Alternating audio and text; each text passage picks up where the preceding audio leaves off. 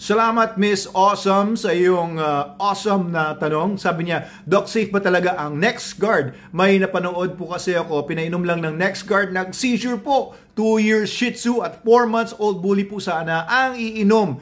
Okay guys, ang NexGard, ang Bravecto at ang Simparica ay magkakasama yan sa isang family ng mga drugs na ang pangalan nila ay mga isoxazolone. Etong mga drugs na ito, dinevelop to recently, no? Medyo mga ilang years pa lang ito in the market. And I would say very effective sila against mga fleas and ticks. We've been using these drugs, especially yung Bravecto and the NexGard Spectra, sa mga dogs namin, lalo na kapag heavily infested with ticks. Grabe kasi mga ticks, nagdadala yan ng mga blood parasites, magdudugo yung ilong ng aso nyo, hindi nakakain, hindi naiinom. Malaking problema po kasi talaga yung mga ectoparasites. Kaya nung lumabas po itong mga drugs na ito, I really love them. No? Gusto ko talaga yung effect nila, ang bilis. Pero before yung mga drugs na ito, ginagamit namin dati yung Frontline. Siguro familiar kayo doon sa drug na yon. Ano nga pala ang active ingredient noon? I forgot. Pero yung itong Frontline, nagkaroon din siya ng spot on. Dati sinispray ko yan sa buong paligid o buong mga anit ng aso. Hanggang dumating yung spot on, isa na lang, very convenient. Mas convenient pa itong tatlo na ito dahil papakain mo lang, chewable siya sa aso, tapos mawawala na yung mga ticks and fleas, no? Very dramatic, very drastic ang effect niya.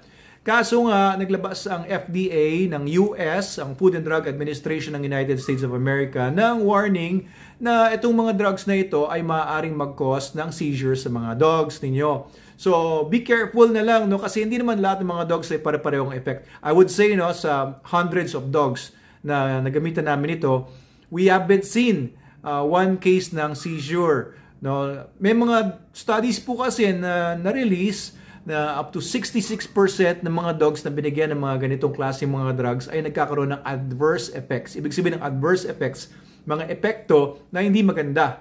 O yung seizures naman, nakita nila sa 5% ng mga population ng mga dogs na binibigyan ng mga ganitong drugs, up to 30% sa isa pang study na nakita ko. So, hindi siya basta-basta, di ba? Bakit ganun ka, anong nangyayari? Bakit nagsi-seizure yung mga binibigyan yan? Kasi alam nyo, yung isoxazoline, medyo mahirap i-pronounce, no? Isoxazoline sa mga drugs na yan, nag-interfere yan with gamma-aminobutyric acid or yung tinatawag na gamma. Mga neurotransmitters ito. So, pagka nag-interfere yung drug, yung isoxazoline, ay ang nangyayari, napaparalyze yung flea or yung tick. Hindi na siya makagalaw kasi hindi na nagko-communicate yung nerves niya. O ganyan din naman sa tao, meron tayong gamma-aminobutyric acid and also sa mga dogs, mga mammalian cells. Pero supposedly hindi maapektuhan ng mammalian cells kasi ang mammalian cells meron siyang sheath, no, na nagpoprotekta doon sa mga nerves natin, hindi papasok dapat yung drugs na ito. No? Even before this, no, ang ginagamit ko naman nung college pa ako noon sa UP VetMed, ini-injectionan ko yung mga dogs ko noon ng Ivomec, yung pang baboy. Tinuturo naman sa amin yun na pwedeng gamitin sa mga dogs. So, ini-injection na namin at a dose of 0.025 ml per kilogram. So, binibigyan ko yung mga dogs ko noon monthly para dun sa ectoparasites and para gumanda yung coat nila at maganda naman talaga effect doon. Pero nung lumabas na nga yung mga more recent drugs, ay yun na yung mga ginagamit ko. Again, it will be your decision, no, to weigh the risks versus the reward. Kasi alam nyo, kapag infested na yung aso ninyo ng fleas and ticks, mas maraming risk yan, mas maraming problemang dulot yan. Nagpapasok sila ng mga tapeworms, nagpapasok yan ng mga iba pang mga parasites, blood parasites like ehrlichiosis sa dog ninyo. So hindi lang basta nakakaidiri lang sila ng itsura nila. These are dangerous vectors ng iba pang mga diseases.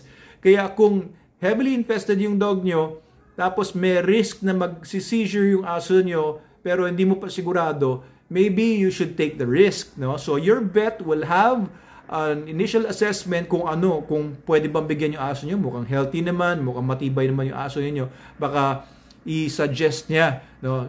trust your vet. Vets lang talaga dapat ang nagbibigay ng mga meds, mga medicines. Kaya huwag kayo basta-basta magpapakain ng mga ganitong mga drugs sa inyong mga dogs kung hindi naman kayo licensed vet. Okay, so unless you're willing to take risks, which is I think not a good idea kasi kawawa naman yung dog kung hindi siya good candidate for that kind of drug tapos bibigyan mo lang dahil narinig mo lang sa iba or nabasa mo lang sa social media. Okay, so may ganun po talagang risks. Bari po yung gamma-aminobutyric acid sa insects na dapat yun lang ang effect ng drug, naapektuhan yung mga ibang mga dogs dahil maaaring yung protective layer nung nerves niya ay hindi ganun kahusay or yung blood-brain barrier hindi nag-work properly or for some other reason, no, kaya magsi-seizure yung aso nyo. Parang siya yung naging tick, siya yung naging garapata o siya yung naging pulgas. Kawawa naman yung mga dogs na naapektuhan ng ganun. I haven't read any effect na namatay yung aso, pero it's possible, no? So you really have to make your own decision if you want to take the risk of using these drugs. No, I would use it kung kasi so far wala kaming nakitang adverse effects sa mga dogs namin, no? I haven't heard any report from my people, pero I would still use it kung talagang heavily infested na and kawawa naman talaga yung aso. But regularly, normally, I would still use, ito na lang, mas natural po kasi ito ng mga pumapatay ng ticks and fleas. Wala itong mga chemicals. Wala itong mga, alam niyo yun, mga pwedeng mag-cause ng ganong mga effects, ng mga seizures. So, Super Dog Soap has natural ingredients like Madre de Cacao, Biosulfur, natural tawas, neem extract. Alam nyo, nakakapatay po yan. Ng ticks and fleas, no? Yung mga aso nga namin, may mga ticks and fleas, no? Tapos pinaliguan namin ganito. Oo, nawala yung aso. Nawala yung garapata, nawala yung ticks. So, ang gagawin nyo lang, basahin nyo yung aso, paliguan ninyo habang masabon pa siya, mabula pa. Iwan nyo muna ng 10 minutes. Dapat mainit ang araw, baka ginawa yung aso niyo. Dapat mainit ang panahon, dapat lukewarm yung tubig. Hayaan nyo munang ma-absorb nung katawan ng aso, tsaka nung mga ticks and fleas and mga ectoparasites kagaya ng mites, yung active ingredients. Mamamatay sila, maghuhulugan at matutuyo. And pagkatapos yung babara ng 10 minutes, banlawan nyo ng tubig. Okay, you can use this pwede nyo gawin 3 times a week kung talagang bumabalik-balik. And kung bumabalik-balik yung mga garapata at pulgas, i-treat nyo rin yung mga paligid, yung mga walls kasi dyan nangingitlog yung matatabang mga garapata. Yung mga matatabang garapata, mga buntis yan. So, what we use is Sevin by Bayer. Insecticide din yun, kaya ingatan nyo yan. No? Inahalo sa water yon, sinispray sa paligid, hayaan nyo lang muna mag-soak for 30 minutes bago nyo banlawan thoroughly. Mamamatay na doon yung mga garapatang nagtatago sa mga singit-singit ng mga cracks ng mga walls ninyo, sa flooring ninyo. Huwag nyo muna ilagay yung mga alaga ninyo, pati mga bata or kahit sino na doon sa mga areas ninyo habang tinitreat nyo yung paligid. Okay?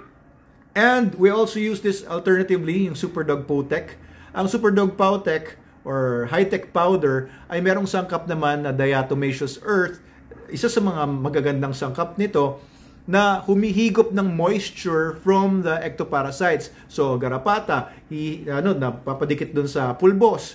Hihigupin ng pulbos yung moisture ng garapata hanggang tuyo na siya, tapos hindi na siya magalaw, mamatay din garapata. So, this is called the mechanical anti-parasiticide. Mechanical insecticide, hindi siya chemical, diba? Natural, walang chemical, sabi nga nila. So, you can use this, and you can use also Super Dog soaps. And dito pong natin, ito pala, meron tayong Super Dog shampoo. Pwede nyo rin gamitin to. Same ingredients din dun sa soaps natin. So, as much as possible, I would recommend na use the natural way first. Ito muna. And talagang kung hindi talaga kaya, sobrang dami, no?